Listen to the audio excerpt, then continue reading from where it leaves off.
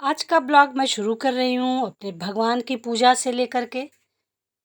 कहा जाता है सुबह अगर आप पूजा करते हो और एक दीपक जलाते हो तो उससे आपके घर में ही पॉजिटिव एनर्जी नहीं आती है, आपके मन में, आपके शरीर में, सभी जगह एक पॉजिटिव एनर्जी का संचार होता है।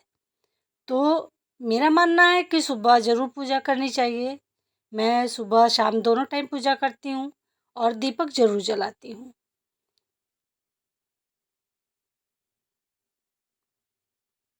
इस दीपक किलो से हमें मिलता है कुछ अच्छा सोचने का, कुछ अच्छा करने का विचार।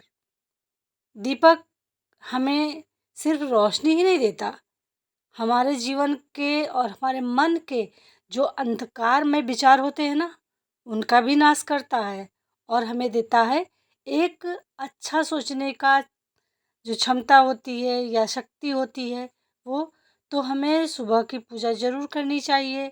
एक दीपक भले ही आप एक कपूर की दिया ही जला दें, एक कपूर से ही जो सिर्फ 1 रुपए का मिलता है, उससे ही जला दें, लेकिन जलाएँ ज़रूर। ये मेरा मानना है। और कौन-कौन पूजा करता है अपने घर में सुबह? शायद हमारे हिंदू धर्म में सभी महिलाएँ ज़रूर पूजा करती, चाहे वो एक दीपक ही जलाती हों, चाहे एक अगरबत्ती जलाती हों, क्योंकि हमारे घरों में ये मान्यता है कि अगर गृहलक्ष्मी सच्चरित्र है, बुद्धिमान है, तो वो धार्मिक भी होती है। और ये है छोटा-सा व्यू मेरे भगवान का, मेरे मंदिर का।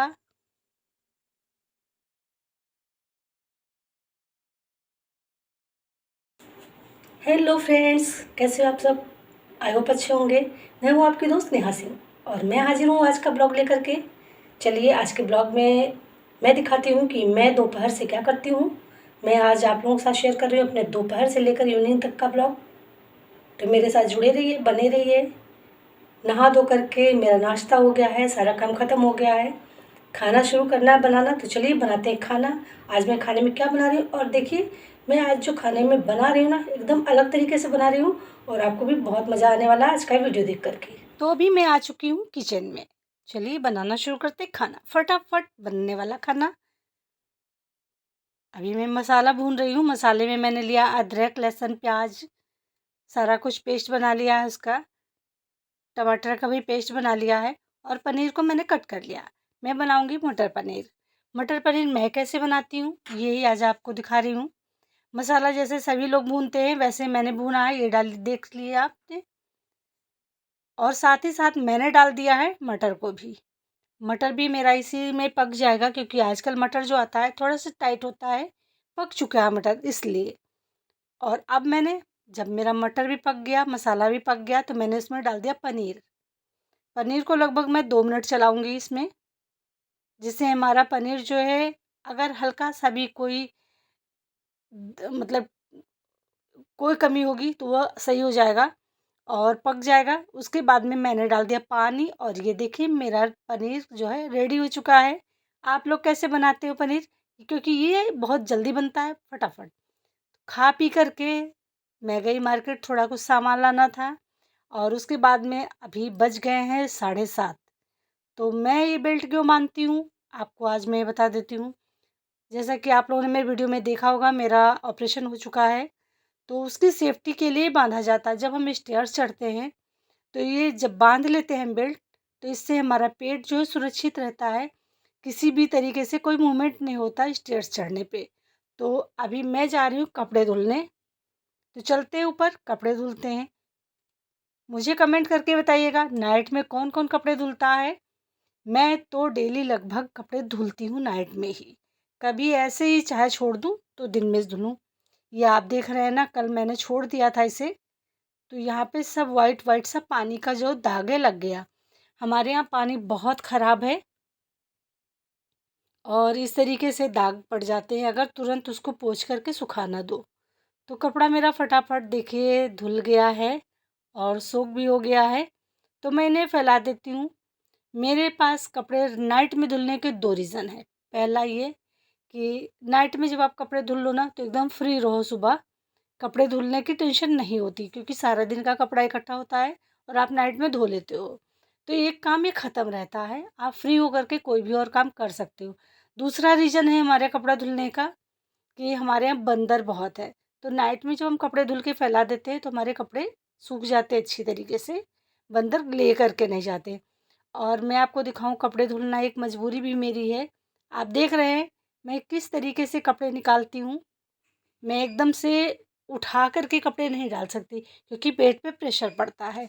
तो मैं इस तरीके से देखिए घसीट-घसीट के कपड़े इसमें डालती हूँ। इस बकेट से इस बकेट में मुझे इस तरीके से कपड़े डालना होता है।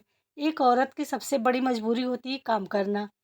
वो चाहे सही हो, ना हो, लेकिन काम तो उसे करना ही है।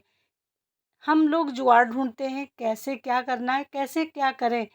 अब मैं कपड़ा उठाऊँगी तो मुझे प्रेशर पड़ेगा, तो मैंने ये ट्रिक निकाला है कि कपड़े को थोड़ा-थोड़ा करके एक दूसरे से घसीटते हुए अंदर इस बकेट से उस बकेट में लेकर चले जाओ।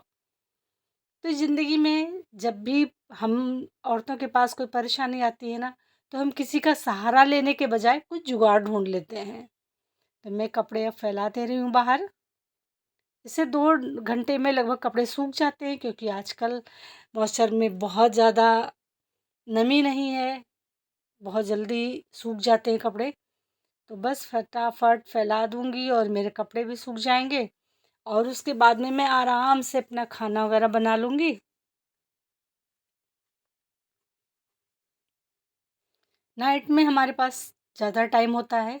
सुबह हमें पता चलता है कहीं जाना भी है, कुछ काम भी है और बहुत सारी ऐसी चीज़ें हो जाती हैं, कभी कुछ करते हैं। जैसे कि मेरा एक दूसरा चैनल है तो मैं उस पे डीआईवाई बनाती हूँ, तो मैं उसमें डीआईवाई को टाइम दे देती हूँ, जो मेरा टाइम बच जाता है।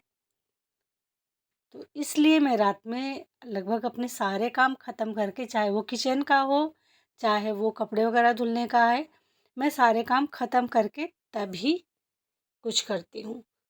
ये लीजिए हमारे बेटे की फ़रमाइश आ गई, बोल रहा है चलिए मैं वो बनाइए, पास्ता बनाइए।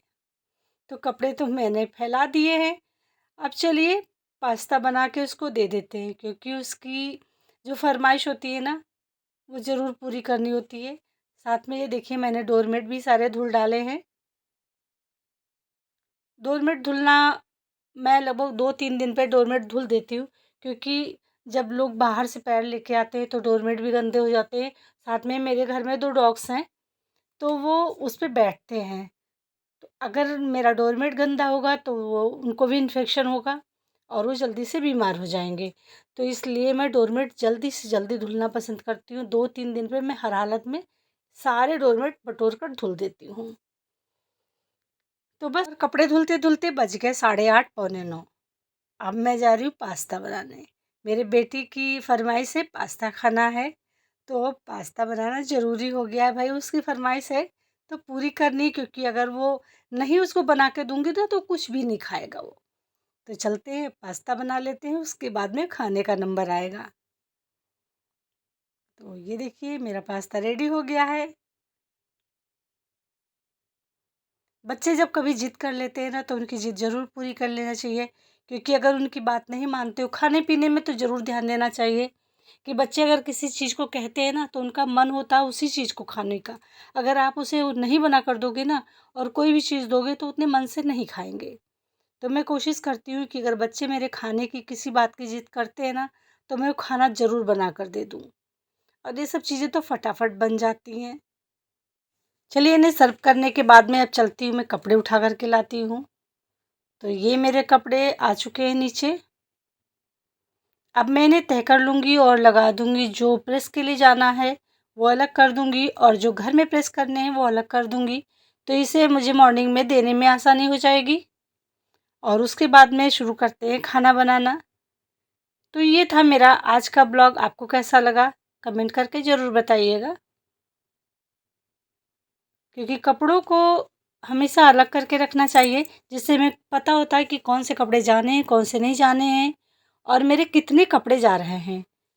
तो इसलिए मैं नाइट में इनको तह करके अलग कर लेती हूँ। तो ये मैं खाना बनाने की तैयारी शुरू कर दी। मैं करेले की भुजिया बनाऊँगी, प्याज मिक्स करके। इसमें मैं बिल्कुल मसाला नहीं डालूँगी, बस जीरा से मैं इसको छौंक लगा दूँगी। और ये लौकी लौकी का मैं रायता बनाऊँगी सुबह के लिए। और दाल मेरी बन चुकी है, आटा मेरा बिल्कुल रेडी है। तो मेरा खाना लगभग तैयार है, बस फटाफट बनाना है। मैं सारा इंतज़ाम करके रख लेती हूँ और उसके बाद में मैं बनाती हूँ। तो आप लोग कैसे क्या करते हो कमेंट करके ज़रूर बताना। Thank you.